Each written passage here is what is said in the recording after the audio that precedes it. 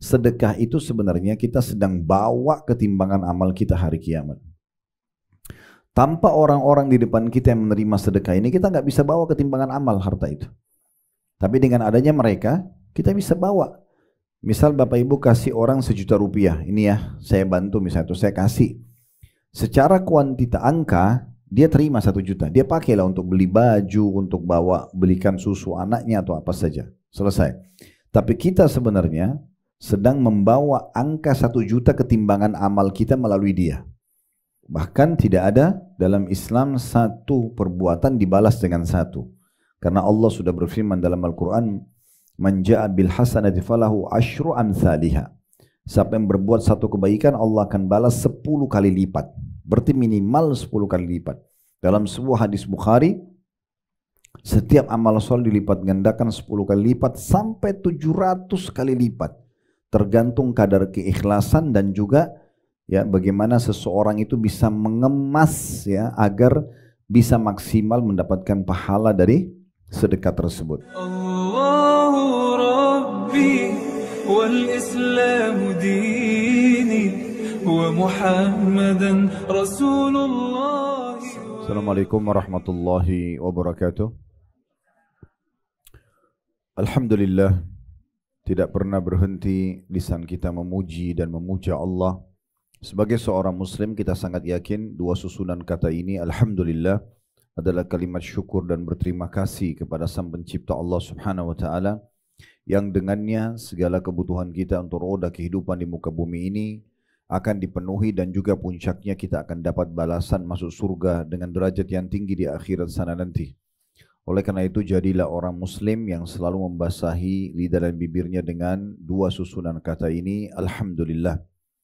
Selanjutnya kita panjatkan salam hormat kita kepada utusan Allah Nabi besar Muhammad sallallahu alaihi wa alihi wa sahbihi wasallam, sebagaimana Allah telah perintahkan kita untuk mengucapkan salam hormat tersebut, dan tentunya berharap agar Allah memberikan apa yang telah dijanjikan kepada kita dengan 1 kali salam hormat kepada manusia terbaik ini akan dibalas dengan 10 rahmat, dan rahmat Allah meliputi pengampunan dosa, peninggian derajat, pemenuhan kebutuhan dan solusi dari permasalahan-permasalahan hidup kita. Baik Bapak Ibu sekalian, kita akan lanjutkan bedah buku kita amalan-amalan yang menyebabkan tertolaknya azab Allah Ta'ala. Kembali kita ingatkan, karena kemarin selama haji kita sempat libur sementara, amalan-amalan yang dimaksudkan di sini adalah amalan-amalan yang telah diperintahkan oleh Allah dan Rasulnya dalam syariat Allah. Jadi tidak masuk dalamnya amalan-amalan yang dibuat-buat. Jadi harus semuanya punya rujukan jelas, panduan wahyu, Al-Quran dan Sunnah, barulah bisa Bapak Ibu mendapatkan apa yang dijanjikan dari pahala-pahala yang besar dari setiap amal, juga akan menjadi penyebab tertolaknya siksa Allah. Semua pelanggaran-pelanggaran akan mendatangkan konsekuensi hukuman, baik itu urusan dunia maupun urusan akhirat. Kalau kita sedang kerja di sebuah kantor, kita melakukan pelanggaran, berarti kita harus tahu ada konsekuensi hukuman yang sangat mengancam kita. Bisa menimpa, bisa juga tidak. Tetapi dia sangat dekat dengan hukuman tersebut. Begitu juga dengan syariat Allah Subhanahu wa taala akan sangat dekat dengan hukuman selama orang itu melakukan pelanggaran-pelanggaran agama. Nah, hanya saja dalam Islam Bapak Ibu sekalian ada tiket-tiket VIP yang bisa digunakan untuk seseorang itu selamat dari siksa tersebut. Yang pertama taubat tentunya, nasuha kepada Allah Subhanahu wa taala, dan yang kedua melengkapkan dengan amal-amal yang lain. Nah, buku kita ini membahas tentang amalan-amalan yang bisa membersihkan atau menyelamatkan orang dari siksa. Di antaranya kita akan bahas kesempatan sekarang faktor ketujuh dari penyebab tertolaknya azab, yaitu masalah sedekah. Mungkin tema ini Bapak Ibu sekalian tema yang sudah sering kita dengar, oh sedekah. Tetapi sayang sekali dalam aplikasi kehidupan kita masih sangat sedikit orang yang mengamalkan. Mereka masih berpikir bahwasanya sedekah itu adalah pengeluaran. Sehingga mereka berpikir kalau uang saya 1 juta, saya keluarkan 100.000, berarti yang dia ingat adalah angka yang sisa 900.000. Ini keliru. Persepsi ini dulu yang harus diperbaiki. Kita kalau sedekah Bapak Ibu sekalian itu sedang investasi, tapi langsung dengan pemilik alam semesta ini. Allah Subhanahu wa Ta'ala. Allah menjanjikan dengan bersedekah akan memberikan banyak sekali jalan keluar dari permasalahan yang sedang kita hadapi, termasuk selamat dari azab Allah, dan justru itu kata kunci akan memperbanyak harta kita. Nah, banyak orang belum paham masalah ini karena masih terpengaruh dengan pemikiran kapitalis. Kapitalis selalu mengatakan kalau mau kaya, pangkal kaya adalah nabung. Sehingga terus saja seseorang itu mengumpul uangnya dan tidak mau mengeluarkan. Sementara Islam mengatakan sedekah pangkal kaya. Keluarkan harta, maka akan datang banyak. Maka ini tidak akan pernah bisa ketemu. Ini seperti minyak sama air. Yang satu, konsep manusia dan tentu bukan Islam, yaitu kapitalis mengatakan pangkal kaya nabung. Orang kalau berpegang pada ini, dia akan sangat pelit. Dia akan berpikir bagaimana terus meningkatkan secara kuantitas saja angka rekening dia, aset yang dia bisa simpan. Dia tidak berpikir hal yang lain, sehingga dia sulit sekali untuk bisa berbagi dengan orang lain. Bahkan kita temukan orang seperti ini pelit dengan pasangan hidupnya sendiri, pelit dengan saudaranya sendiri, pelit dengan orang tuanya, pelit dengan anaknya. Jadi ini berbahaya sekali. Pelit itu Bapak Ibu sekalian adalah penyakit jiwa. Itu disebutkan oleh Nabi SAW dalam hadis yang sahih. Pernah ada satu suku Arab di Madinah, pemimpin mereka, kepala sukunya wafat. Kalau kita mungkin rajanya wafat.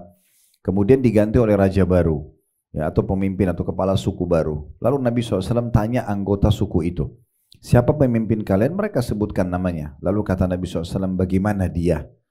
Maka para anggota suku itu mengatakan, dia orangnya sangat tampan, berwibawa, rapi, bersih, kaya. Hanya saja dia pelit, dia perhitungan sekali.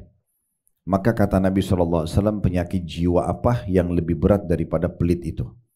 Jadi kita harus faham Bapak Ibu sekalian, kalau sedekah bagian daripada perintah agama kita, dan itu adalah obat terbaik untuk membuat kita selalu dicintai oleh Allah dan juga dicintai oleh manusia. Tidak mungkin datang sebuah loyalitas, seseorang loyal dengan kita tanpa ada royalitas, tanpa ada pemberian, ya. Itu sudah umum. Siapa saja semuanya. Seorang suami, seorang istri, seorang anak, ya, siapa saja teman-teman, itu kapan kita berharap dia bisa loyal dengan kita? Kalau kita juga loyal dengan dia. Bagaimana kita memberikan dan berbagi. Subhanallah, pemberian ini Bapak Ibu sekalian, sedekah walaupun kecil, kita hanya misalnya datang dari safar membawakan sedikit hadiah kecil saja. Mungkin orang pulang haji, pulang umrah, cuma membawa hadiah tidak seberapa, 30 real, 50 real. Tapi karena dia pemberian, maka itu akan membuat ada rasa cinta yang muncul dari orang yang menerima. Dan mereka akan menyukai kita. Tidak ada orang yang dermawan dibenci, tidak ada. Sebaliknya orang yang pelit pasti selalu dibenci. Jadi kalau kita makin royal, itu makin disukai sama orang. Bahkan orang bisa melupakan kekurangan fisik kita, kekurangan jenjang pendidikan kita atau jabatan kita selama orang itu royal. Dan sebaliknya kalau orang itu mungkin punya kesempurnaan fisik, mungkin tampan atau cantik, gagah, punya kedudukan di masyarakat, tapi kalau pelit tidak akan ada nilainya. Orang hanya datang sesuai dengan hajatnya, habis itu orang akan tinggalkan. Makanya Islam memerintahkan kita untuk menjadi orang yang dermawan, suka memberi. Ini punya kedudukan tinggi sekali dalam agama Islam. Ya, memiliki kedudukan yang sangat tinggi dalam Islam. Nanti kita dengarkan apa saja sih yang kita dapatkan kalau kita suka berbagi dan sedekah. Baik, ini masih pembukaannya ya. Kemudian saya juga perlu berikan pemahaman Bapak Ibu sekalian. Dalam Islam ada namanya zakat, ada namanya sedekah. Ini beda fungsi ya, beda fungsi. Kalau zakat yang kita keluarkan dengan syarat-syarat tertentu. Ada 3 hal yang difahami dalam zakat. Yang pertama haul, masa 1 tahun. Uang dan harta Bapak Ibu sekalian tersimpan. Misalnya Ramadan ke Ramadan. Kemudian yang kedua, dia mencapai nisab, kadar minimal dari harta yang tersimpan. Itu 85 gram emas. Jadi kalau kita hitung misalnya 1 juta 1 gram berarti 85 juta. Selama 1 tahun selalu bertahan dengan kadar itu. Artinya minimal itu sampai lebih dari itu. Nah yang ketiga adalah kita keluarkan 2,5% dari total harta kita sebagai pensucian harta. Ini pensucian, ini bukan memperbanyak harta ya. Zakat itu hanya mensucikan harta. Jadi sering kami kasih contoh di pengajian kami, misal kami dicondet Allah amanahkan dari restoran. Kami nggak mungkin tanya Bapak Ibu sekalian setiap kali konsumen datang, Bapak Ibu maaf uangnya halal nggak? Kan nggak mungkin kita tanya begitu. Pasti mungkin konsumennya tersinggung atau mungkin dia bahkan tidak jawab atau kita kelitihan karena setiap orang yang masuk dari ratusan orang kita akan selalu nanya. Lalu bagaimana kita bisa membersihkan pendapatan kita kalau ternyata dia bayar dari uang riba, dia bayar dari uang curian, dia bayar dari uang manipulasi. Kan kita tidak pernah tahu. Atau contoh Bapak Ibu punya butik, punya apalah jasa yang lain, hotel dan segala macam. Kita nggak pernah tahu konsumen kita pakai bayar uang dari mana gitu kan. Nah zakat ini fungsinya untuk itu, mensucikan pendapatan kita. Dalam 1 tahun pendapatan kita akan disucikan dengan harta dan itu kecil sekali, 2,5%. Artinya kalau kita ambil angka 100 juta saja, berarti cuma 2,5 juta. Kan itu. Kalau 1 miliar cuma 25 juta. Kita keluarkan untuk mensucian pendapatan kita dalam 1 tahun. Dan dalam 1 tahun ini Bapak Ibu sekalian itu harus stabil tadi nisabnya. Jadi misal gini, Ramadan ke Ramadan. Ramadan ini ya 85 gram emas. Bulan Syawal 85 gram emas. Bulan Zulkaadah 85 gram emas. Ini total harta kita semua ya. Tabungan dan kita investasi semuanya sama. Kemudian bulan Zulhijjah sama 85 gram emas. Bulan Muharram sama. Tapi subhanallah pas tiba bulan Safar, setelah 4-5 bulan nisab kita standar, terjadi sesuatu. Bangkrut usahanya, jadi terlilit utang. Dia investasi di satu perusahaan, bangkrut perusahaan itu. Dia kirim barang tenggelam misalnya di kontainer di lautan punya, akhirnya tidak punya uang sama sekali. Berarti pada saat itu, di bulan itu ternyata nisab dia, kadar seluruh hartanya di bawah 85 gram emas. Di bulan ke-5 atau bulan ke-6 ya, setelah bulan 1 sampai bulan ke-4 itu stabil, 85 gram emas ke atas.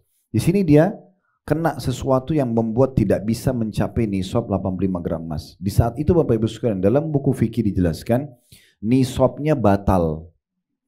Nisabnya batal. Kapan dia mulai lagi? Jadi yang 4 bulan itu dianggap batal. Kapan dia mulai lagi? Kalau sudah stabil lagi 85 gram emas. Misalnya bulan ke-7 ternyata dia untung lagi, dia dapat lagi pendapatan, terus naik lagi 85 gram emas. Mulai itu di bulan dihitung bulan purnama. Bulan pertamanya sampai 12 bulan ke depan. Kalau 12 bulan ke depan dia stabil baru keluar 2,5%. Jadi zakat itu ringan sekali. Makanya sangat unik kalau ada orang selalu membahas masalah zakat itu kayak sesuatu yang rumit, kayak sesuatu yang berat bagi dia. Padahal sebenarnya itu kebaikan buat dia untuk mensucikan hartanya yang dia dapatkan dalam 1 tahun. Itu pun harus stabil tadi nisabnya, kadar minimalnya 85 gram emas dan persentasenya kecil sekali. Nah kalau sedekah Bapak Ibu sekalian ini tidak ada 3 syarat tadi. Tidak ada 1 tahun masa haul, tidak ada kadar minimal 85 gram emas, tidak ada juga persentase 2,5%. Ibu dan bapak dianjurkan bersedekah setiap hari dan sedekah lebih umum. Bisa pakaian, bisa makanan, bisa rumah, bisa uang, bisa apa saja. Dan sedekah ini bisa dikasih kepada orang kaya dan orang miskin. Kalau zakat tadi ada 8 penerima zakat, nggak boleh dikasih kepada orang lain. Ya, kalau Bapak Ibu mau baca yang 8 golongan itu bisa kembali surah At-Taubah, surah nomor 9 ayat 60. Coba dibuka dulu, ya, jadi bisa dijadikan rujukan. Jadi Bapak Ibu kalau punya zakat hanya boleh ke golongan-golongan ini saja. Ya. At-Taubah surah nomor 9 ayat 60. Kalau sudah dibuka saya bacakan. Sudah dibuka? Belum. Surah nomor 9 At-Taubah ayat 60. Ini ketahuan yang biasa baca Quran dengan tidak ini. Baik, saya bacakan ya. Innamas shadaqatu lil fuqara'i wal masakini wal 'amilina 'alaiha wal mu'allafati qulubuhum wa fir riqabi wal gharimina wa fi sabilillahi wa ibnis sabil faridatan minallah wallahu alimun hakim. Perhatikan di situ 8 golongannya ya. Sesungguhnya zakat-zakat itu hanyalah, berarti tidak boleh kepada orang lain, hanya ini saja. Untuk orang-orang fakir. Nah, siapa orang-orang fakir Bapak Ibu sekalian? Orang yang tidak tahu mau makan hari ini apalagi besok, itu namanya fakir. Yang kedua orang miskin. Nah perhatikan dalam Al-Quran dibedain fakir dan miskin. Kita biasakan gabungin tuh. Sedekah buat fakir miskin. Padahal sebenarnya beda definisi. Kalau orang miskin punya pendapatan tapi tidak cukup. Kayak misalnya pembantu rumah tangga, mungkin supir, mungkin OB di kantor. Mungkin dia punya gaji 2 juta, 3 juta rupiah. Tapi kebutuhan rumahnya 5 juta. Dia punya income. Itu orang miskin. Jadi boleh zakat bapak ibu ke mereka. Ya. Boleh ke supir, boleh ke pembantu rumah tangga, boleh kepada siapa saja yang mereka punya income tapi tidak cukup. Bahkan ada sebagian pegawai di perusahaan mungkin gajinya 5 juta, tapi kebutuhan rumahnya 7 juta. Karena anaknya 4, dia harus kontrak rumah. Nah itu juga termasuk orang yang miskin. Ya. Kemudian yang ketiga adalah pengurus-pengurus zakat, amil. Ya seperti yayasan-yayasan zakat mal ya, banyak ya, ada rumah zakat, ada apa itu semua. Nah mereka itu boleh menggaji pegawainya dari uang zakat yang dikumpulin. Ya. Kemudian yang keempat para mu'allaf yang dibujuk hatinya. Maksudnya orang yang masuk Islam tetapi dia belum terpandu dengan kuat, dengan bagus ke agama. Walaupun sudah lama masuk Islam tapi kalau belum terpandu maka dinamakan mu'allaf. Maksudnya memang masih bisa saja pindah agama lagi. Ya. Kemudian yang kelima, memerdekakan budak. Nah ini di masa kita sekarang tidak ada, tapi di masa dulu ada ya, tawanan perang. Itu kita bisa tebus pakai zakat. Kemudian yang keenam, orang-orang yang berhutang.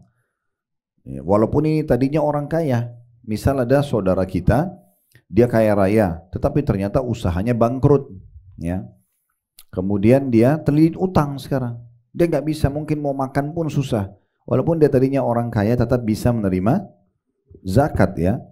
Kemudian yang terakhir adalah untuk jalan Allah atau sabilillah. Maaf ini bukan yang terakhir, ini yang keenam ya. Yang ketujuh yang ketujuh adalah di jalan Allah. Di sini jalan Allah maksudnya jihad, perang ya. Sebagian ulama ada yang mengatakan orang yang pergi haji lalu kehilangan barang, tidak bisa ada transportasi untuk pulang. Itu pendapat yang paling kuat. Sebagian orang ada terlalu menjabarkan sabilillah seakan-akan masuk semua di jalan Allah. Maka itu pendapat yang lemah dari kalangan para ulama. Jumhur ulama mengatakan adalah jihad.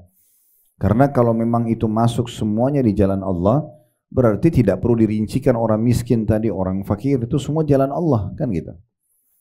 Kemudian yang terakhir adalah orang yang sedang terputus jalan atau dalam perjalanan, ibnu sabil.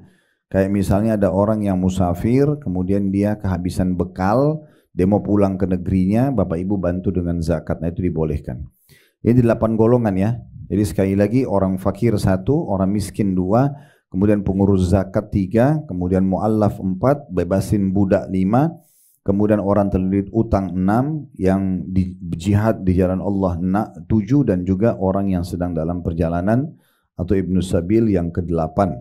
Kata Allah, itulah ya, atau sebagai suatu ketetapan yang diwajibkan Allah, dan Allah Maha mengetahui lagi, Allah Maha bijaksana. Nah, ini kalau zakat. Tapi kalau sedekah tidak ada 8 golongan ini. Bapak Ibu boleh kasih siapa saja. Bahkan sedekah boleh kepada orang kaya. Kalau sedekah boleh pada orang kaya. Misal orang tua kita orang mampu, tapi kita sebagai anak bentuk bakti kita ingin belikan rumah baru untuk orang tua kita, mobil baru, baju baru, jam tangan, tas, dompet, boleh nggak? Boleh. Itu juga sedekah. Ya. Nah juga perlu digarisbawahi kalau zakat Bapak Ibu sekalian tidak boleh diberikan kepada jalur langsung ke atas kita. Ibu sama ayah, kakek sama nenek, ini nggak boleh terima zakat. Karena kita kewajiban memberikan mereka, nggak boleh zakat kita. Sama jalur langsung ke bawah, anak, cucu, nggak boleh terima zakat. Tapi kalau jalur ke samping, saudara, paman, tante, ponakan boleh semuanya, nggak ada masalah. Ya, itu berhubungan dengan zakat. Tapi kalau sedekah boleh semuanya, nggak ada masalah, gitu ya. Dan sedekah dia lebih luas, ya, bahasannya, cakupannya, dan sangat dianjurkan agar Bapak Ibu tidak melewatin 1 hari pun kecuali sedekah. Usahakan tidak lewatkan 1 hari pun sedekah, karena ada hadis Bukhari, kata Nabi SAW, tidak ada hari yang anak Adam masih hidup di hari itu, kayak kita pagi ini alhamdulillah masih hidup, kecuali ada dua malaikat yang turun, yang satu mengatakan ya Allah luaskan rezekinya orang yang sedekah, yang satu mengatakan ya Allah binasakan orang yang bakhil, orang yang pelit. Nah, di sini kata Ibnu Hajar rahimahullah, maksudnya malaikat doakan binasa, binasakan dirinya, binasakan hartanya. Oleh karena itu seorang muslim sama sekali tidak boleh mengenal namanya pelit, ya. Tidak boleh sama sekali. Kita orangnya royal, ya. Suka memberi, itu ciri khasnya Islam. Itu adalah ciri khas Islam. Kita selalu memberi, berbagi. Makin sering berbagi, berarti kita makin investasi kepada Allah Subhanahu wa ta'ala. Nah, ini kita akan bacakan ayat pertama yang diangkat oleh penulis di halaman 69, Al-Baqarah 245 menjelaskan masalah itu. Jadi ini pembukaannya Bapak Ibu sekalian tentang masalah zakat, syaratnya dan juga fungsinya, serta sedekah juga fungsinya dan bagaimana perbedaan di antara keduanya. Baik, saya akan bacakan dulu apa yang ditulis oleh penulis tentunya di halaman 68 ya, faktor ketujuh yang bisa menyelamatkan dari azab Allah. Sedekah, kata penulis, adalah bantuan seorang muslim yang diberikan Allah Subhanahu wa ta'ala dari karunia-Nya untuk saudaranya yang fakir lagi membutuhkan, sehingga orang fakir itu merasa bahwa ia dicintai dalam hati saudaranya sama muslim. Sedekah dalam Al-Quran dan Sunnah terkadang disebutkan dengan makna zakat wajib dan terkadang disebutkan dengan makna sedekah yang bersifat sunnah.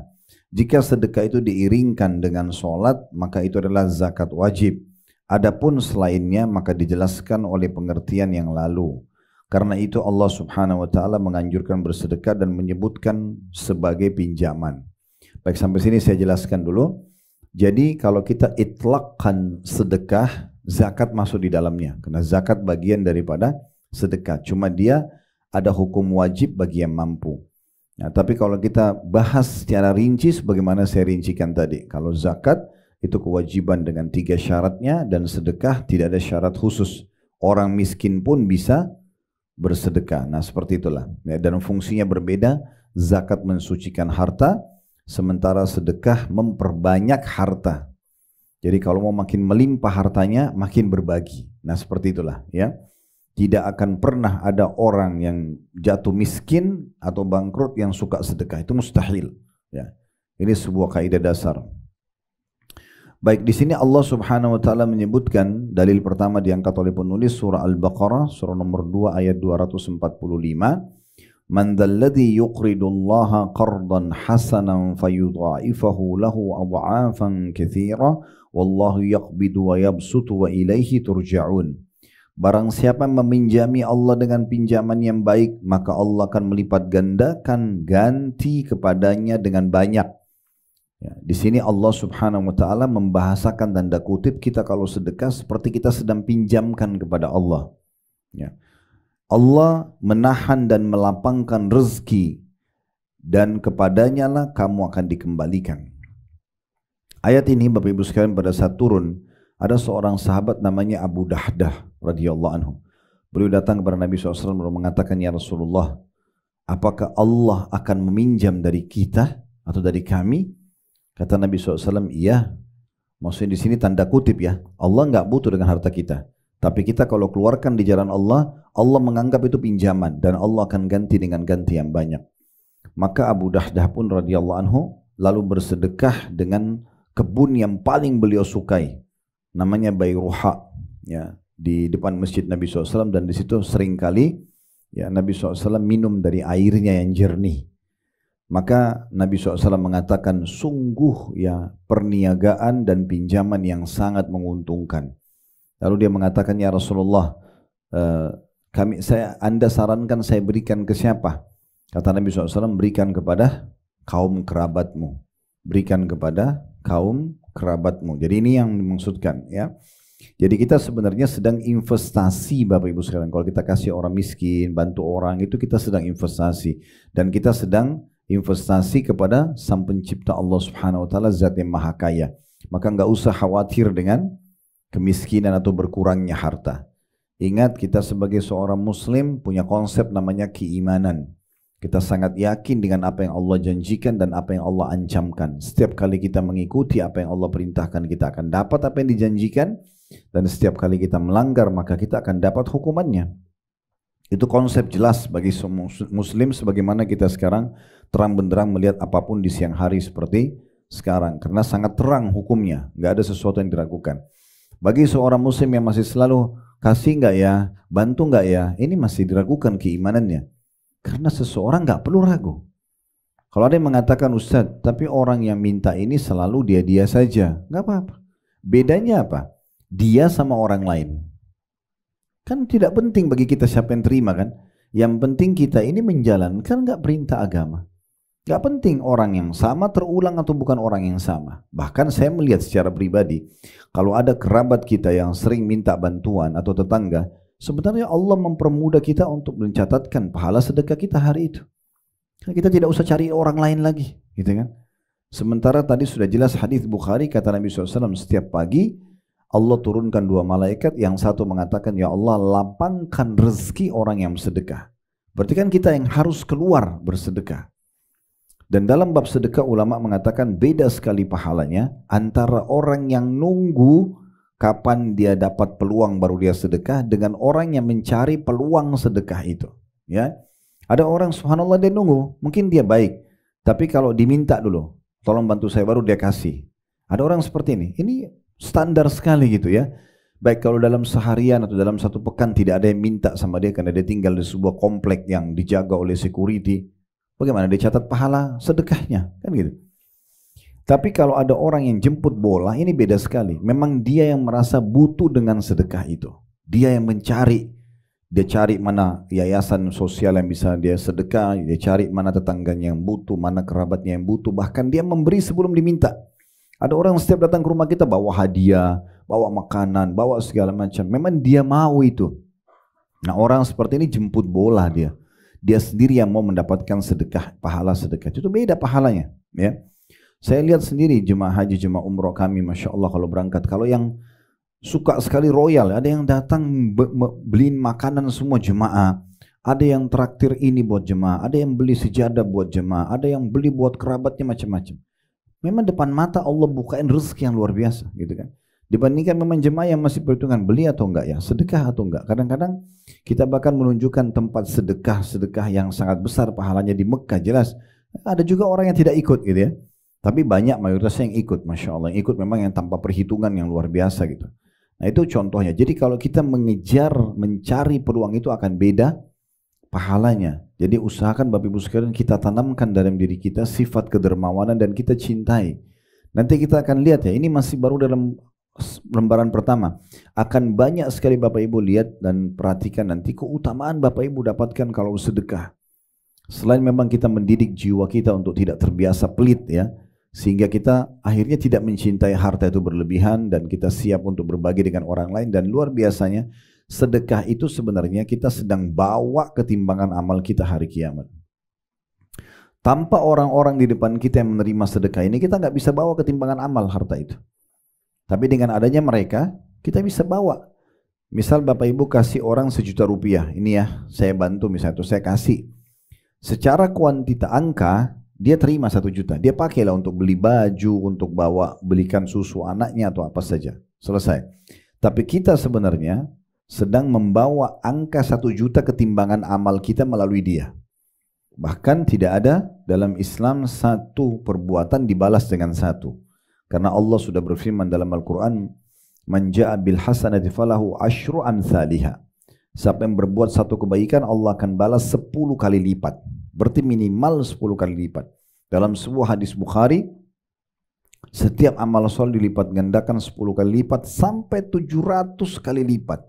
Tergantung kadar keikhlasan dan juga ya bagaimana seseorang itu bisa mengemas ya agar bisa maksimal mendapatkan pahala dari sedekah tersebut. Begini maksudnya mengemas.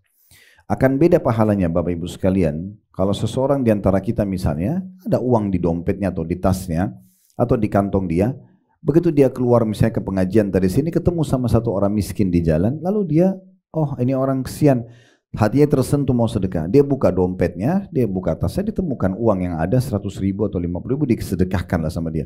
Mau uang itu baru atau tua, bagi dia nggak penting, yang penting dia bantu orang itu. Beda sekali dengan orang yang sebelum keluar rumah, memang dia niat, saya mau kasih sedekah untuk orang yang saya temukan di jalan. Dia matanya kiri kanan nyari mana orang yang butuh, dan dia sudah siapkan uang 100.000 yang baru, yang belum disentuh oleh tangan-tangan yang banyak, itu untuk sedekah di jalan Allah. Nah itu akan beda pahalanya, itu namanya kemasannya, mengemas ya.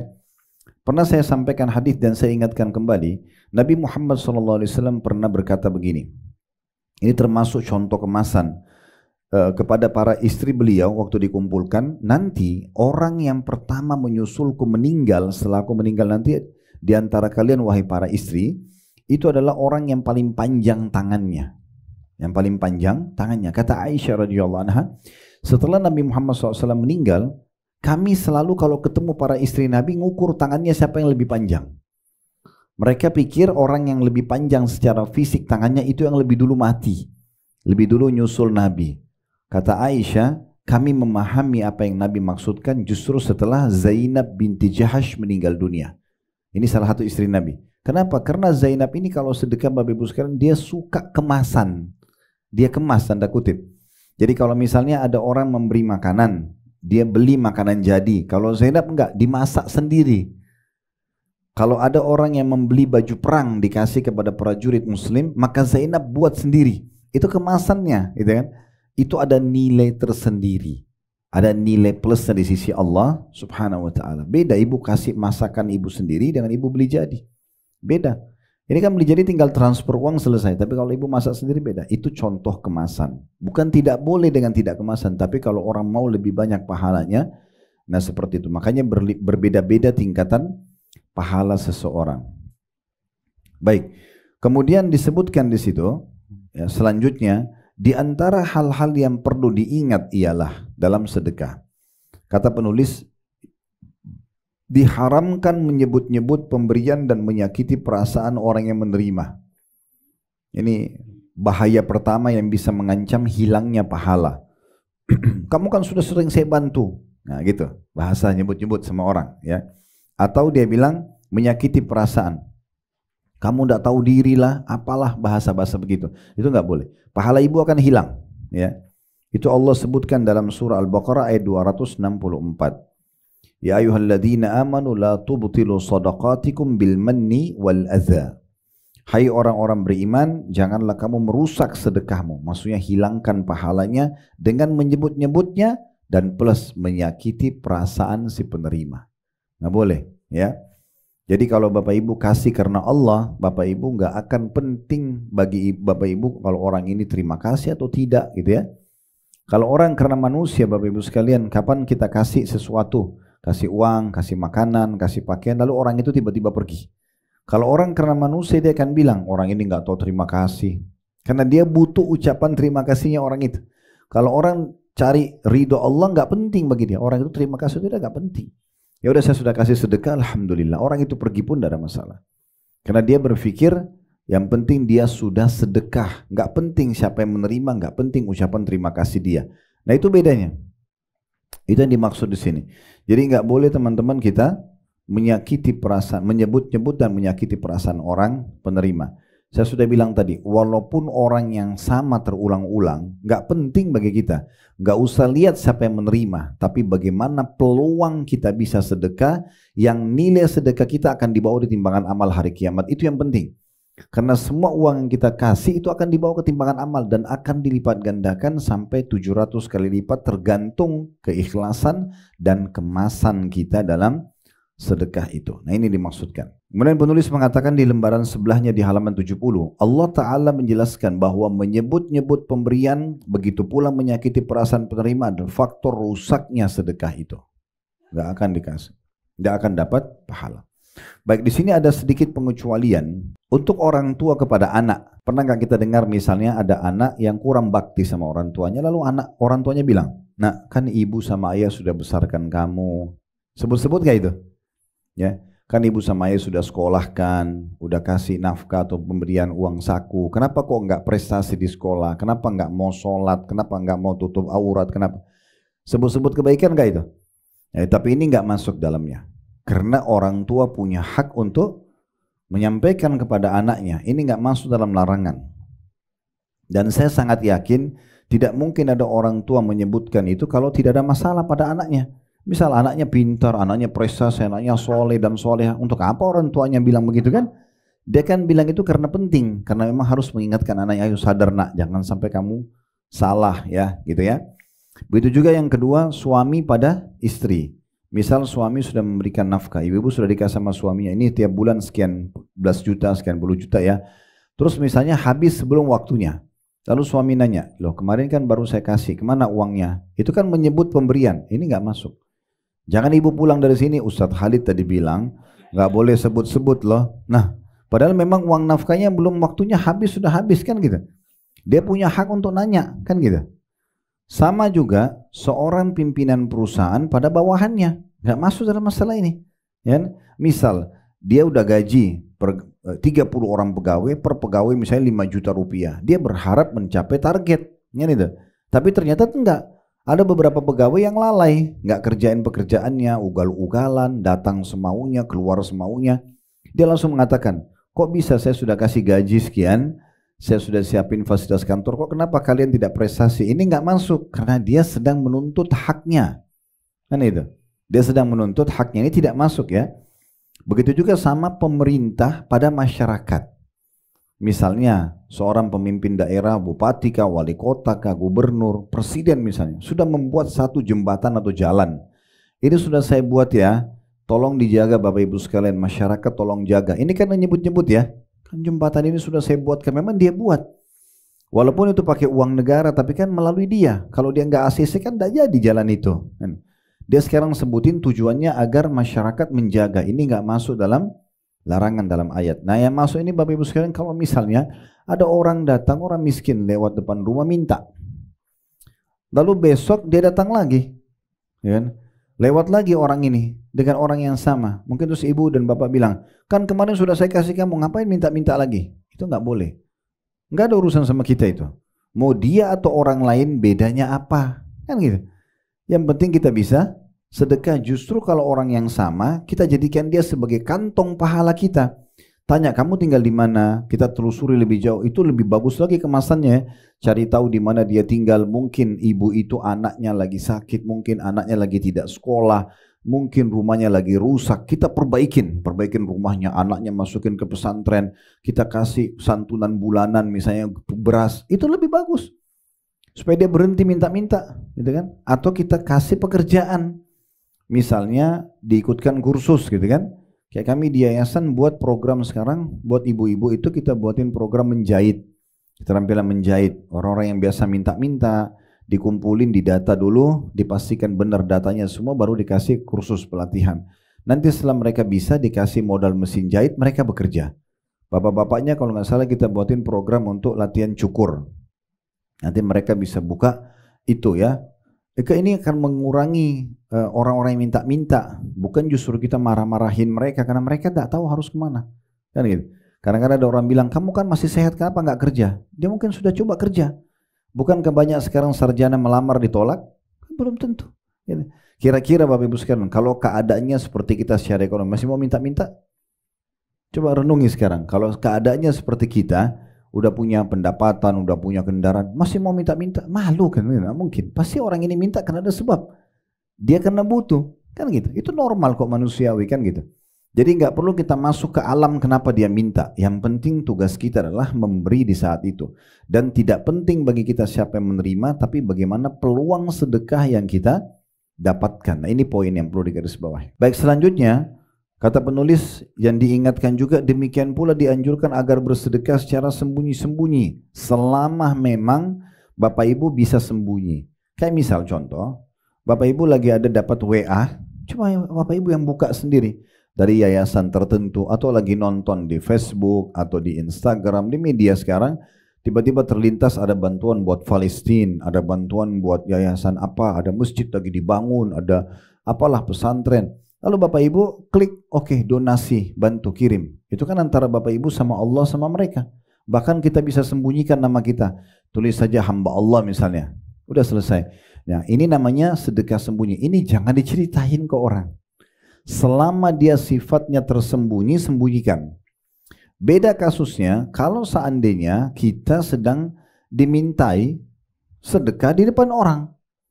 Kayak misalnya kita lagi di jalan, ada kotak amal masjid, lagi ada renovasi. Kita nggak mungkin turun lama lagi karena lagi macet atau kita lagi perlu ada hajat. Baik kita buka jendela, taruh uang 50.000, kan kelihatan sama orang-orang. Ini nggak ada masalah, karena memang harus di depan umum. Yang penting kita tinggal mengontrol niat kita, kan gitu. Kalau misalnya ada orang minta tiba-tiba bantuan di depan kita, ibu-ibu pas bubar pengajian tiba-tiba ada satu orang miskin di depan rumah minta bantuan, ibu kasih. Walaupun orang lihat, nggak ada masalah, gitu kan? Itulah yang Allah sebutkan di sini. Perhatikan dalam surah Al-Baqarah 271. Jadi kalau dia harus terang-terangan ya sudah, ya. Yang penting kita tinggal kontrol hati kita. Tapi kalau dia sudah terlanjur tersembunyi, jangan diekspos. Nah, Allah bilang di Al-Baqarah 271, in tubdus sadaqati fa ni'mahi wa in tukhfuha wa tu'tuha al-fuqara'a fa huwa khairul lakum. Jika kamu menampakkan sedekahmu, apa boleh buat depan orang? Kotak amal lagi ada, kita lagi dimintai depan orang. Oke, kata Allah itu baik. Gak ada masalah, gak ada larangan. Jangan Bapak Ibu karena dimintain depan orang, saya kalau kasih nanti saya riya. Itu juga dari syaitan, supaya kita tidak sedekah, kan gitu. Dan Allah mengatakan, dan jika kamu menyembunyikannya terlanjur tidak ada yang tahu, maka kepada orang-orang fakir, dan jika kamu menyembunyikannya dan memberikannya kepada orang-orang fakir, maka itu lebih baik bagimu, menyembunyikannya. Kalau iman tidak ada yang tahu, sebagaimana sudah kami kasih contoh tadi. Lalu kata penulis, bersedekah secara sembunyi-sembunyi adalah faktor yang mendapatkan naungan dari Allah pada hari kiamat nanti. Pada hari kiamat nanti. Di antaranya sabda Nabi SAW yang menjelaskan masalah itu. Di situ di halaman 70 paling bawah ya. Rasulullah SAW bersabda, sab'atun yudhilluhumullahu fi dhillihi yawma la dhilla illa dhilluh. Titik-titik, wa rajulun tasaddaqa bi sadaqatin fa akhfa hatta la ta'lama shimaluhu ma tunfiqu yaminu. Ada 7 golongan yang akan dinaungi oleh Allah dalam naungannya pada hari yang tiada naungan kecuali naungan darinya. Maksudnya nanti di mahsyar, pada saat manusia kepanasan semuanya, ada orang yang tenggelam dengan keringatnya sendiri sampai mata kakinya, ada yang sampai lututnya, ada yang sampai perut, ada yang kata Nabi SAW tenggelam sampai ke mulutnya, segantung kadar dosanya sendiri, ya. Tapi ada orang yang tidak kena panas matahari sehingga tidak keringatan di saat itu. Ada 7 golongan. Salah satunya, salah satunya adalah seseorang yang bersedekah dengan sembunyi-sembunyi hingga tangan kanannya tidak mengetahui apa yang diberikan oleh tangan kirinya. Hadis ini diriwayatkan oleh Bukhari nomor 6806 dan Muslim 1031. Ada footnote nomor 21 di bawah ya, menjelaskan tentang periwayatan hadis ini. Jadi dari hadis ini kita lihat Bapak Ibu sekalian, kalau kita sembunyikan, di sini di bahasa kiasan Nabi SAW, tangan kanan keluarkan, tangan kiri tidak tahu. Kan tangan kanan, tangan kiri, dua-duanya berdekatan. Tapi ini bahasa kiasan. Agar kita faham, kalau tangan kiri saja tidak tahu, bagaimana orang lain. Nah gitu. Kalau kita sudah kita bisa sembunyikan, sembunyikan. Dan jangan diberitahukan kepada orang lain. Bapak Ibu perlu garis bawah ya, kapan Bapak Ibu ikhlas karena Allah dan mengerjakan tanpa ada yang tahu, sholat malamnya Bapak Ibu sekalian, sedekahnya atau apa saja, ibadah-ibadah yang lain, setelah Bapak Ibu meninggal, Allah akan bongkar untuk menjadi pelajaran bagi orang lain sekaligus buat tambahan pahala buat Bapak Ibu sekalian. Banyak sekali kisah orang-orang soleh sebelum kita, Allah bongkar perbuatan-perbuatan baik mereka setelah mereka meninggal, bukan mereka yang bongkar. Allah bongkar untuk jadi pelajaran dan contoh bagi orang lain. Berapa banyak kisah sedekahnya Abu Bakar, Uthman bin Affan, Abdurrahman bin Auf, Talha bin Ubaidillah, Sa'ad bin Ubadah, dan sahabat-sahabat Nabi yang lain terbuka setelah mereka meninggal. Akhirnya jadi pelajaran bagi umat dan sekaligus kena dicontohi oleh orang lain menjadi sumber pahala buat mereka. Jadi nggak usah repot-repot kita yang menceritakan, ya, tunggu saja nanti akan dibongkar oleh Allah SWT dengan cara yang, karena kalau kita yang ceritakan berarti kita bisa riya, pamer, Dan riya itu kata Nabi SAW, al-yasiru min riya syirk. Sedikit saja riya sudah syirik, sudah dosa, batal pahalanya. Kan gitu. Itu yang dimaksud dengan poin ini. Kemudian yang ketiga yang harus diperhatikan, kalau Bapak Ibu yang pegang bukunya bisa dikasih angka di titik-titik itu ya. Di titik yang pertama tadi di halaman 69 ada titik di antara hal-hal yang perlu diingatkan ialah titik yang pertama kasih angka 1 di atasnya. Itu yang pertama dilarang, tidak boleh sebut-sebut pemberian dan tidak boleh menyakiti perasaan si penerima. Di halaman 70 ada titik kedua, dikasih angka 2 di atasnya. Supaya Bapak Ibu ingat, oh ini poin yang dilarang ya. Tidak boleh atau dianjurkan sedekah sembunyi-sembunyi. Tapi kalau sudah terlanjur terungkap, nggak masalah ya. Kalau misalnya harus depan umum ya. Kemudian yang ketiga yang harus diperhatikan di halaman 71, demikian pula sangat dianjurkan memperbanyak sedekah. Jadi bukan hanya sekedar asal-asalan, tapi Bapak Ibu tanamkan rasa cinta dalam sedekah.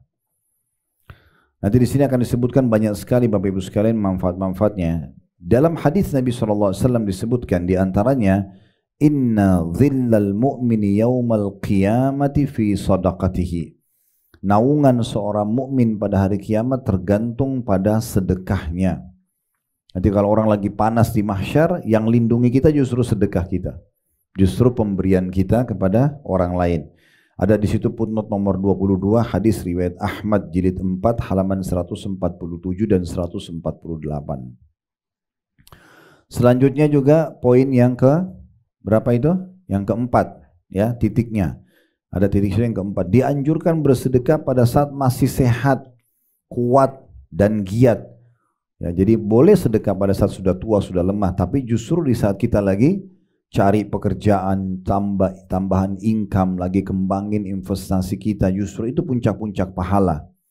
Berdasarkan riwayat bahwasanya seseorang datang kepada Nabi SAW dan berkata, atau diceritakan dalam riwayat, ja'a rajulun ila Nabi SAW faqala ya Rasulullah ayyu sadaqati a'zamu ajra, qala an tasaddaqa wa anta sahihun syahihun takhshal faqra wa ta'malul gina. Seseorang datang kepada Rasulullah SAW dan bertanya mengatakan, wahai Rasulullah, apakah sedekah yang paling besar pahalanya? Maka Nabi SAW mengatakan, engkau bersedekah saat engkau masih sehat. Kikir, maksudnya di sini bukan kikir yang dimaksudkan negatif ya, tapi maksudnya lagi betul-betul pengen punya duit, pengen punya simpanan gitu ya. Justru di situ puncaknya kita disuruh sedekah. Takut kemiskinan dan ingin sekali kaya. Itu di awal-awal, bukan orang yang sudah sejahtera. Orang kalau sudah sejahtera semua sudah ada lalu dia sedekah itu biasa saja. Tapi orang kalau lagi awal-awal lagi sayang sekali sama duitnya, tapi dia sedekah, itu puncak pahalanya. Di situ ada footnote nomor 23 hadis riwayat Bukhari nomor 893 dan Muslim 1032. Kata penulis, ini adalah sebagian perkara yang wajib diperhatikan setiap muslim ketika ia bersedekah demi mendapatkan apa yang dijanjikan oleh Allah Subhanahu wa taala pada sedekah itu. Tujuan lainnya agar tampak di masyarakat kita kompetisi dan berlomba-lomba kepada segala kebajikan, serta mengerjakan proyek-proyek Islam di berbagai penjuru negeri untuk menyebarkan Islam, serta menghancurkan tipu daya para musuhnya. Dalam hadis bahwa Nabi SAW kedatangan seseorang dengan membawa unta bertali kendali, seraya mengatakan ini disedekahkan di jalan Allah. Lalu Rasulullah SAW bersabda menimpali, laka biha yaumal qiyamati 700 naqatin kulluha makhtumah. Engkau akan mendapatkan sebagai balasan 1 ekor unta yang kamu sedekahkan ini pada hari kiamat sebanyak 70 ekor unta yang semuanya bertali kendali. Hadis ini diriwayatkan oleh Muslim nomor 1892. Dari hadis ini kita lihat bagaimana Nabi SAW langsung mengingatkan setiap orang yang sedekah akan pasti dapat balasannya tanpa ada keraguan. Dan tidak ada 1 dibalas 1 nggak ada dalam Islam. 1 dibalas minimal 10 sampai 700 kali lipat. Itu akan mendatangkan keberkahan. Siapapun yang mau rumah tangganya langgeng harus royal, baru muncul loyalitas, persahabatannya, ya, ke tetangganya, partner bisnisnya, teman sejawat, apa saja, kemudian menguntungkan perusahaannya, sedekah, itu pintu keberkahan. Berikan kepada orang lain. Kita makin membagi, maka makin besar sekali yang kita dapatkan. Perlu digarisbawahi satu poin ya, kalau Bapak Ibu ada waktu bisa dengarkan ceramah kami, Tabligh Akbar ada di playlist YouTube tentang serial sahabat. Sudah lebih dari 40 serial sahabat. Hampir semua di situ yang kita bahas, sahabat-sahabat yang kaya raya seperti Abu Bakar, Utsman bin Affan, Abdurrahman bin Auf, Talha bin Ubaidillah, Sa'ad bin Ubadah, Abdurrahman bin Auf dan yang lain, banyak sahabat-sahabat yang kaya raya. Itu waktu mereka meninggal Bapak Ibu sekalian, dibagi hartanya, kalau angka sekarang ratusan miliar, dibagi-bagi hartanya. Pertanyaannya, setelah saya telusuri riwayat-riwayatnya, apakah itu hasil tabungan mereka? Jawaban ternyata bukan. Bukan hasil tabungan, karena mereka tipologi orang yang tidak suka menabung. Itu harta yang pada saat mereka mau meninggal, datang beberapa hari sebelum mereka meninggal dunia. Jadi setiap kali mereka sedekah, pasti datang lagi keuntungannya. Begitu terus, tidak pernah berhenti. Itu fakta lapangan, dan pada saat mereka meninggal dibagi harta ahli warisnya ratusan miliar, per orang bahkan dapat sekian puluh miliar gitu ya. Banyak sekali istrinya, anak-anaknya. Itu ternyata datang dari keuntungan beberapa hari sebelum mereka meninggal saja. Jadi bukan dari hasil tabungannya. Itu karena memang sukanya mereka bersedekah. Sukanya mereka bersedekah. Jadi hadis ini tadi memberikan pelajaran luar biasa kepada kita. Sahabat datang bawa untanya, ya Rasulullah ini di jalan Allah. Dia sedekah hewan. Nabi langsung bilang, di hari kiamat kau juga akan dapat balasannya 70 ekor unta. Kamu sedekah satu, Allah balas 70. Ya, di hari kiamat. Karena pakai tali kendali, maka dia juga akan diikat dengan tali kekangannya atau kendalinya itu. Lalu kata penulis, hadis ini mengesankan bahwa sedekahnya akan ditambahkan oleh Allah dan dilipat gandakan dalam timbangan kebajikannya. Sedekah setiap kali kaum muslimin membutuhkannya, sebagaimana realitas hari ini untuk memajukan sebagian proyek-proyek kebajikan, maka itu lebih banyak dan lebih besar pahalanya. Itu lebih banyak dan lebih besar pahalanya. Jadi maksudnya kita coba Bapak Ibu sekalian selalu mencari kantong-kantong sedekah, dan ingat satu kaidah dasar dalam Islam, sedekah pangkal kaya. Tidak ada orang miskin kena sedekah, udah mustahil. Karena Allah sudah menjanjikan akan membukakan pintu-pintu rezeki. Ya, tadi sudah kita bacakan di awal-awal tadi ya, di halaman 69 Al-Baqarah 245. Siapakah yang mau meminjamkan kepada Allah dengan pinjaman yang baik, maka Allah akan balas dengan lipatan-kelipatan yang banyak. Jadi kalau mau tahu investasi yang paling bagus, sebenarnya bukan perusahaan-perusahaan besar yang ada di Tamrin atau di pusat kota Jakarta kita.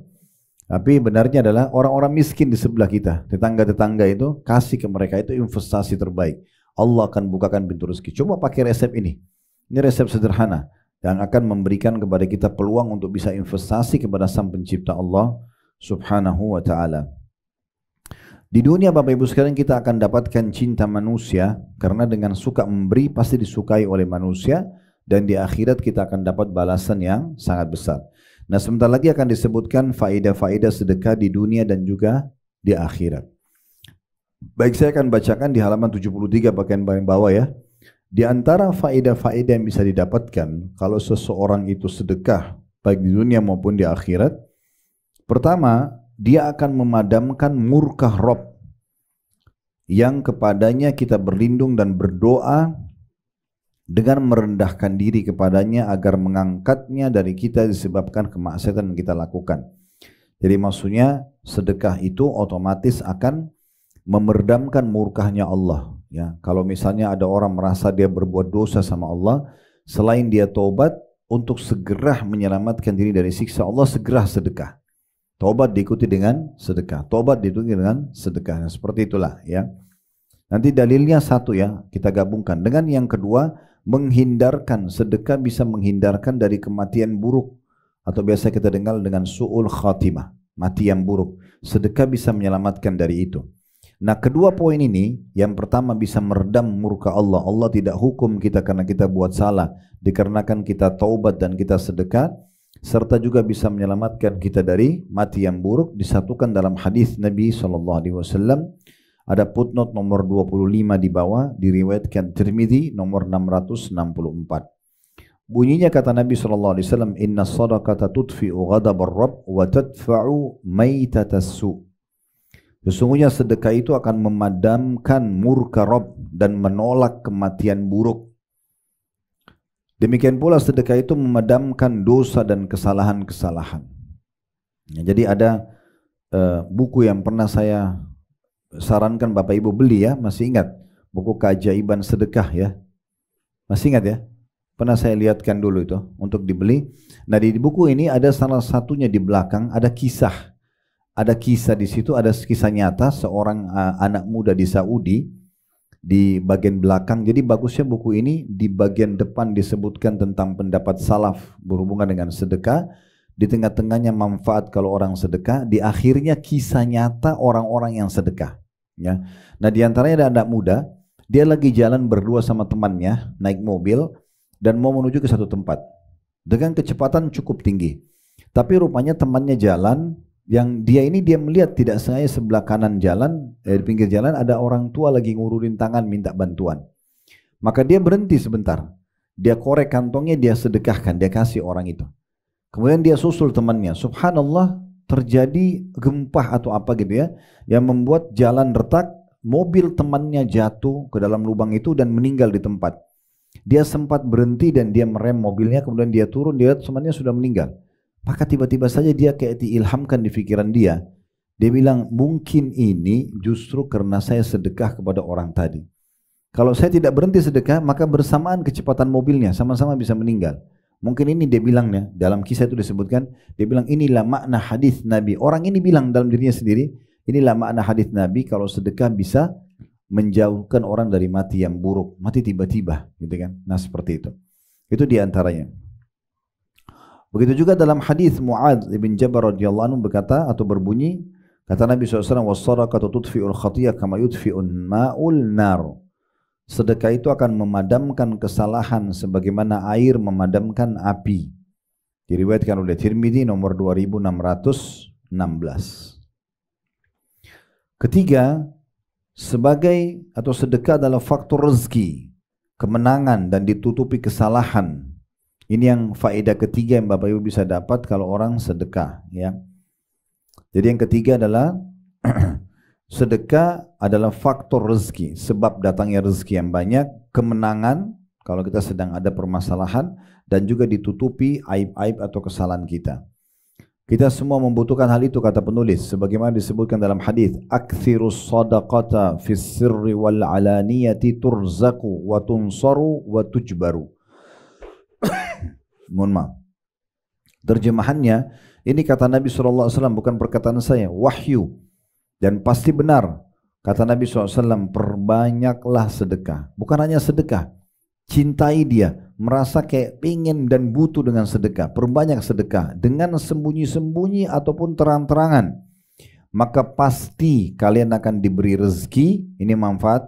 Kemudian yang kedua, diberikan pertolongan atau kemenangan. Dan yang ketiga, ditutupin kesalahan ataupun aib-aib kalian. Ada footnote nomor 27 diriwayatkan oleh Ibnu Majah. Yang keempat yang Bapak Ibu bisa dapatkan, menghalangi sedekah akan menghilangkan kenikmatan dan menghancurkan negeri-negeri yang makmur. Maksudnya justru kalau kita tidak mau sedekah, kita pelit, apalagi kita sampai menghalangi orang lain untuk bersedekah, itu malah penyebab murka Allah. Jadi kalau kita tidak mau sedekah, lalu kita juga ajak orang lain untuk tidak usah bantu masjid itu, gak usah bantu yayasan itu, gak usah bantu orang itu, dia masih kuat kok. Kita sudah tidak sedekah, halangin orang lagi. Ini bahaya sekali. Ini ancamannya berat ya.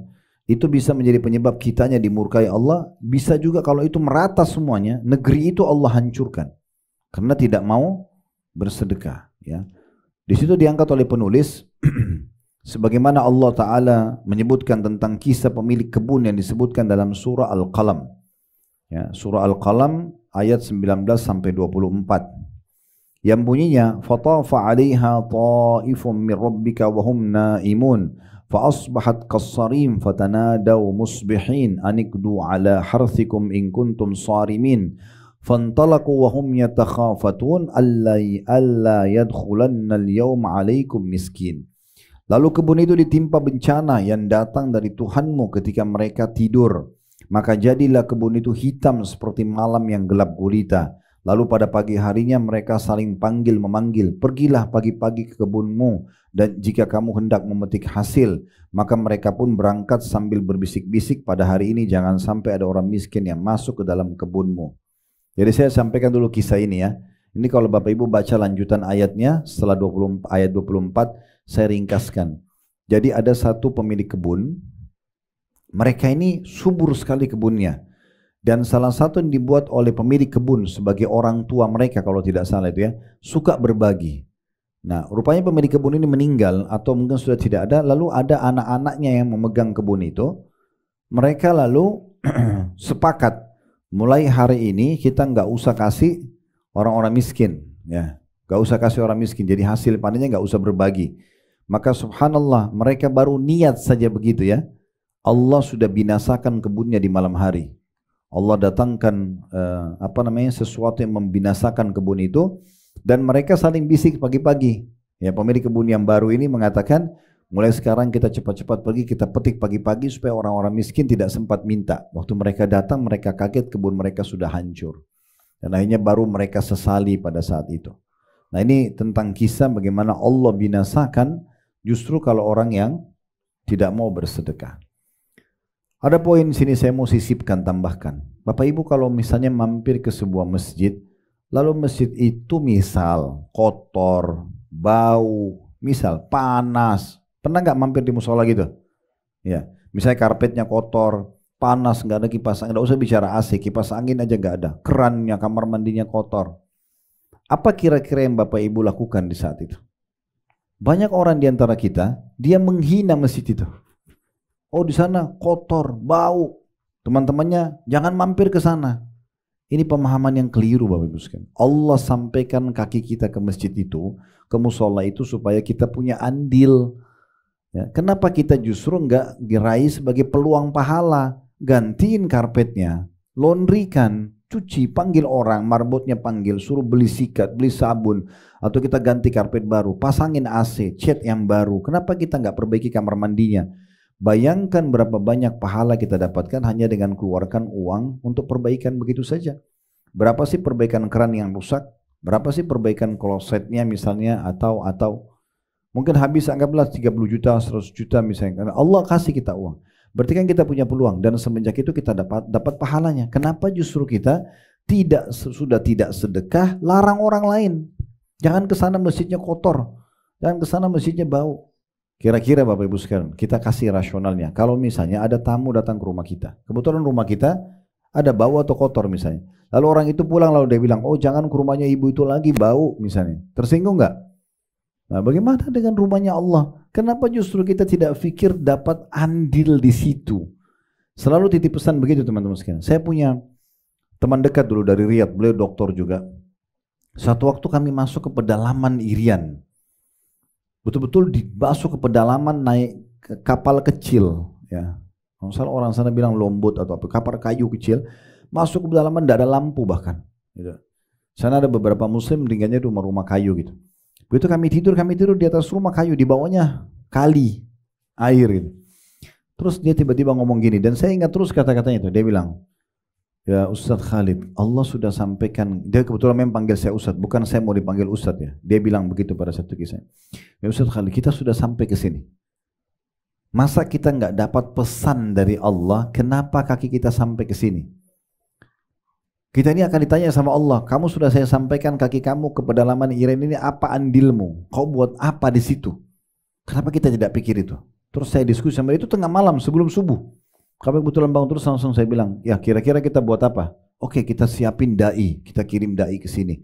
Nanti kita coba kasih bantuan apa untuk bangun masjid buat mereka. Kita sekolahkan anak-anaknya, kirim ke pesantren di Jawa. Banyak ide-ide yang muncul di saat itu. Supaya kita punya andil. Bukan justru kita cuma cerita, oh saya pernah dapat pendalaman sana, oh terpencil sekali, terbelakang lah, apalah. Untuk apa? Manfaatnya apa ceritain keburukan itu? Nggak ada manfaatnya. Harus kita pikir sisi positifnya. Oh saya bisa dapat pahala dengan cara begini dan begitu. Nah seperti itu. Bapak Ibu ketemu sama satu orang miskin. Berarti ada pesan dari Allah. Ini orang miskin dipertemukan. Harusnya jangan lagi buat dia miskin. Semampu kita. Kalau perlu kita sendiri aja yang raih pahala dari dia. Kan gitu.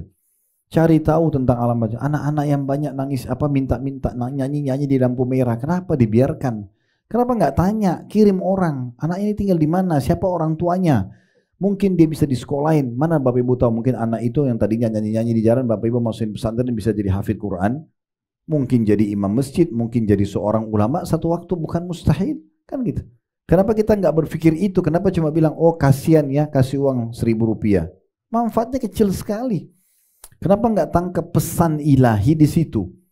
Masjid yang kotor tadi, orang miskin ini, ibu janda yang itu, kenapa nggak dijadikan sebagai kantong pahala kita? Ini yang dimaksudkan.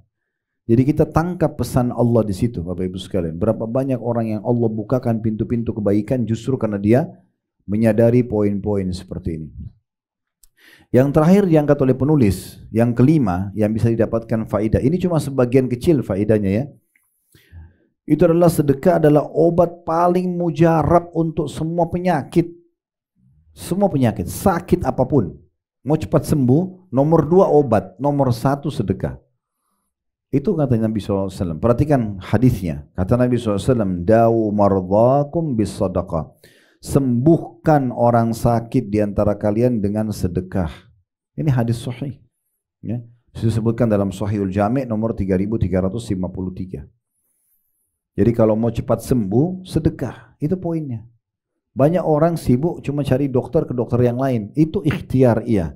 Tapi bukan itu kuncinya. Kuncinya sebenarnya justru kita jadikan itu sebagai bahan introspeksi diri kita. Mungkin ada dosa yang menyebabkan penyakit ini, lalu kita bersedekah. Nah di buku tadi yang saya bilang keajaiban sedekah itu banyak sekali kisah-kisah terakhir itu. Ada orang yang suaminya meninggal dunia, sakit keras, lalu dia sedekah. Lalu Allah sembuhkan suaminya. Ada orang yang anak sedekah, orang tuanya disembuhkan. Ya, ada banyak kasus-kasus. Ada orang yang kena penyakit kanker yang sudah tidak bisa sembuh. Ada pengobatan kemo terakhir dan itu bisa membawa dia pada ajal, meninggal. Tapi sebelum dia berangkat ke rumah sakit, dia sempat sedekah kepada orang miskin. Semua apa yang ada di kantongnya, subhanallah, Allah sembuhkan. Dan spontanitas. Dokter pun tidak masuk di akal mereka. Secara medis ini nggak mungkin bisa sembuh, tapi sembuh dengan sedekah. Jadi sabda Nabi SAW tidak mungkin salah. Ya, salah satu hal yang harus kita tanamkan juga Bapak Ibu sekalian adalah ciri khasnya Abu Bakar radhiyallahu anhu. Abu Bakar itu pengikut Nabi yang tidak pernah ada keraguan tentang apa yang Allah dan Rasulnya janjikan. Makanya kata Abdullah bin Mas'ud radhiyallahu anhu, sahabat Nabi yang lain, kami tidak ada bedanya sama Abu Bakar dari sisi ibadah, kayak sholat, misalnya kayak puasa, jihad, sama saja. Karena Abu Bakar sholat, kami sholat, Abu Bakar puasa, kami puasa, sedekah, Abu Bakar jihad, kami jihad. Tetapi kami tidak bisa sama dengan Abu Bakar dari sisi keyakinan. Apa yang Allah dan Rasulnya sudah bilang A, ya A, benar pasti benar. Salah, tidak ada keraguan dalam masalah itu. Nah seperti itulah kurang lebih kita ingin tanamkan dalam diri kita tentang masalah apa yang disampaikan pada tema kita ini, tentang kebenaran orang sedekah termasuk bisa sembuh dari penyakit dengan bersedekah. Kemudian sebagai penutup kata penulis, betapa butuhnya kita semua kepada faedah-faedah ini, baik anak-anak maupun orang dewasa, pemimpin maupun bawahan, terutama memberikan sedekah kepada orang-orang yang membutuhkannya untuk membeli apa tanda kutip senjata yang bisa menolak tipu daya musuh dari negeri mereka seperti minoritas muslim di berbagai penjuru dunia ini. Ya. Baik, sebagai penutup saya tambahkan Bapak Ibu sekalian, kembali saya bacakan di halaman 6-nya ya, buku tentang keajaiban sedekah. Ini pernah kita bacakan, tapi saya ingatkan kembali perkataan-perkataan yang saya tidak pernah jenuh dalam membacanya. Di antaranya Umar bin Khattab berkata radhiyallahu anhu, sesungguhnya amal itu saling berbangga-bangga diri. Sholat, jihad, haji, semua bangga-bangga diri. Lalu sedekah berkata, saya adalah yang paling baik di antara kalian. Ini kata Umar. Kemudian Abdul Aziz bin Umair rahimahullah berkata, sholat itu akan menyampaikan dirimu setengah perjalanan. Puasa menyampaikan dirimu kepada pintu sang Raja Allah subhanahu wa ta'ala. Sedangkan sedekah menyampaikan dirimu ke hadapan Raja tersebut. Berarti seakan-akan dia ingin menyampaikan sedekah itu yang paling baik dari amal-amal ini semuanya. Ya karena sebagian ulama bilang juga Bapak Ibu sekalian, orang kalau sudah biasa sedekah, hatinya mulia, itu maka lebih mudah menerima syariat Allah yang lainnya. Seperti sholat, seperti yang lainnya gitu kan. Karena memang itu sedekah itu membutuhkan jiwa yang besar, sehingga kalau orang sudah bisa menerima dan dermawan, akan memudahkan untuk menerima syariat yang lainnya. Ibnu Abil Ja'ad rahimahullah berkata, sungguhnya sedekah itu benar-benar, percayalah kata beliau, akan menghilangkan 70 pintu keburukan. Banyak sekali bala ujian akan diangkat oleh Allah dan tidak jadi bahkan menimpa kita dengan kita bersedekah. Yahya bin Mu'adz rahimahullah berkata, tidaklah saya mengetahui satu biji dari amal soleh yang bisa mengimbangi gunung dunia seperti sedekah. Pahalanya sangat besar. Pahalanya sangat besar. Asy-Syu'bi berkata, rahimahullah, barang siapa yang tidak memperlihatkan bahwa dirinya lebih butuh kepada ganjaran sedekah daripada seorang fakir yang butuh kepada sedekah, maka dia telah membatalkan sedekahnya dan telah memukul wajahnya sendiri dengannya. Ini kaidah dasar ya. Jadi kata Syu'bi sekali lagi, siapa yang tidak memperlihatkan kepada Allah kalau dia lebih butuh dengan ganjaran sedekah daripada orang miskin yang butuh terhadap sedekah tersebut, maka dia seperti tidak bersedekah. Jadi kita harus tanamkan dalam diri kita, kita yang butuh, bukan orang miskin yang butuh. Perhatikan sifat sebagian orang-orang soleh yang lain. Al-Laits ibn Sa'ad rahimahullah berkata, barang siapa yang telah mengambil dariku suatu sedekah atau hadiah, maka hak dirinya atas diriku lebih besar daripada hak diriku atas dirinya. Kalau ada orang terima sedekahku, maka dia lebih pantas aku hormati. Jadi dia menanamkan dalam dirinya begitu. Dia merasa justru dia yang butuh kepada orang yang menerima sedekah. Siapa yang telah menerima sedekah dariku atau hadiah, maka hak dirinya atas diriku lebih besar daripada hak diriku atas dirinya. Karena dia telah menerima apa yang telah aku korbankan kepada Allah subhanahu wa ta'ala. Fudail bin Iyad lebih dalam lagi mengatakan begini rahimahullah. Ini seorang ulama tabi'in yang dulunya bekas perampok jalanan. Subhanallah, sadar taubat menjadi ulama muslimin. Lalu dia tidak ada buku tentang tazkiyatun nafs, pensucian jiwa, kecuali umumnya diangkat pendapat-pendapat beliau karena orangnya sangat luar biasa secara keimanan. Dia mengatakan pada orang-orang yang menerima sedekahnya, dia bilang begini, mereka, tunjuk orang-orang itu, telah membawa perbekalan-perbekalan kita menuju akhirat tanpa upah sedikit pun, hingga mereka meletakkannya di atas timbangan di hadapan Allah subhanahu wa ta'ala. Jadi orang miskin yang atau orang menerima hadiahnya, sedekahnya, dia mengatakan, lihat orang-orang itu membawa amal-amal kami ke timbangan amal tanpa diupah. Kenapa dia bilang tanpa diupah? Padahal dikasih uang kan. Sekarang Bapak Ibu tadi saya kasih contoh, kasih uang 1 juta rupiah sama orang. Orang itu habisin buat kebutuhan dia. Tapi kita tidak kehilangan 1 juta itu. Kita sedang membawa nilainya melalui dia ke timbangan amal kita. Maka begitu cara pandangnya Bapak Ibu sekalian, supaya jangan kita merasa rugi dengan memberi orang. Sebenarnya melalui dialah bisa dibawa ke timbangan amal itu. Maka kita sedang tidak rugi. Dia bilang, saya ulangi lagi, mereka, orang-orang itu membawa perbekalan-perbekalan kita menuju akhirat tanpa upah sedikit pun, hingga mereka meletakkannya di atas timbangan Allah hari kiamat. Sebagian ulama salaf bahkan melihat orang-orang miskin yang datang dan minta-minta, mereka tersenyum sambil mengatakan, selamat datang wahai orang-orang yang akan membawa amal-amal kami ke timbangan amal kami tanpa upah. Jadi mereka justru gembira kalau kedatangan orang miskin. Ini persepsi yang harus kita tanamkan. Jangan sebaliknya kita merasa rugi kalau kedatangan orang gitu ya. Dan yang terakhir ada perkataan yang menarik ya dari Ali radhiyallahu anhu. Sebenarnya ada 2 lagi, ada juga Abu Hatim ya. Ali mengatakan sebagai kaidah bagaimana kalau kita diberikan rezeki, Bapak Ibu sekalian, beliau mengatakan barang siapa yang telah diberikan suatu harta oleh Allah, maka hendaklah ia menyambung kekerabatan dengannya, bukan justru pelit. Makin baik hubungan silaturahimnya sama orang tuanya, sama saudaranya, makin loyal sama mereka, makin royal sama mereka ya. Kemudian memperindah jamuan untuk tamunya. Mungkin dia waktu belum punya kemampuan, dia cuma hidangkan teh hangat sama kue kering misalnya. Mungkin sekarang dia punya kelebihan, dia bawa segala macam perindah untuk tamunya, makanan ini itu. Mungkin mau pulang dikasih hadiah, itu semua daripada bagian rasa syukur kita terhadap nikmat yang Allah berikan. Yang ketiga, menolong seseorang yang membutuhkan. Yang keempat, membebaskan tawanan. Yang kelima, Ibnu Sabil. Ini saya baca di halaman 7 ya. Perkataan Ali radhiyallahu anhu, kalau yang pegang bukunya tentang keajaiban sedekah, perkataan Ali, membantu Ibnu Sabil. Ibnu Sabil itu maksudnya orang yang terputus jalan tadi.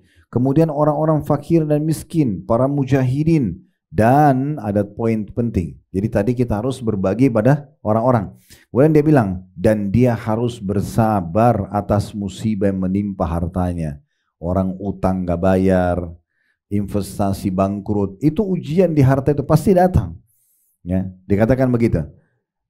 Karena dengan perkara-perkara tadi, dia sering berbagi sama orang, ada ujian, hartanya mungkin tidak dikembalikan orang lain, maka dengan itu dia akan memperoleh kemuliaan dunia dan akhirat. Ya, begitu ujiannya. Ya. Yang terakhir perkataan Abu Hatim rahimahullah. Abu Hatim berkata, bakhil itu, pelit itu adalah sebuah pohon di neraka.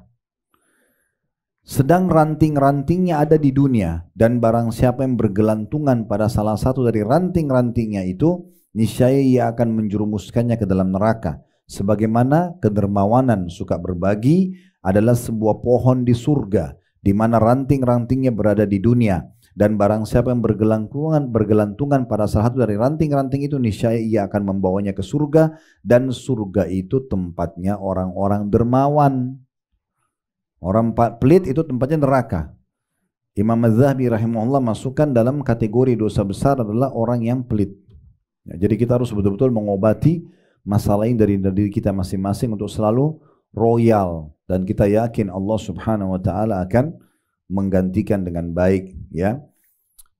Yang terakhir itu di paragrafnya ada, sudah saya katakan tadi ya, kalau ada seorang salaf pernah mengatakan setiap orang miskin datang, dia bilang, selamat datang wahai orang yang hadir untuk membawa perbekalan kami kepada Rabb kami. Jadi begitulah pemahaman tentang masalah sedekah itu sendiri. Allahu a'lam. Baik, begitu saja Bapak Ibu sekalian, kita berdoa kepada Allah SWT, semoga Allah berkahi majelis kita, Allah juga ikhlaskan niat kita, Allah tambah ini sebagai tambahan amal kita pada hari kiamat.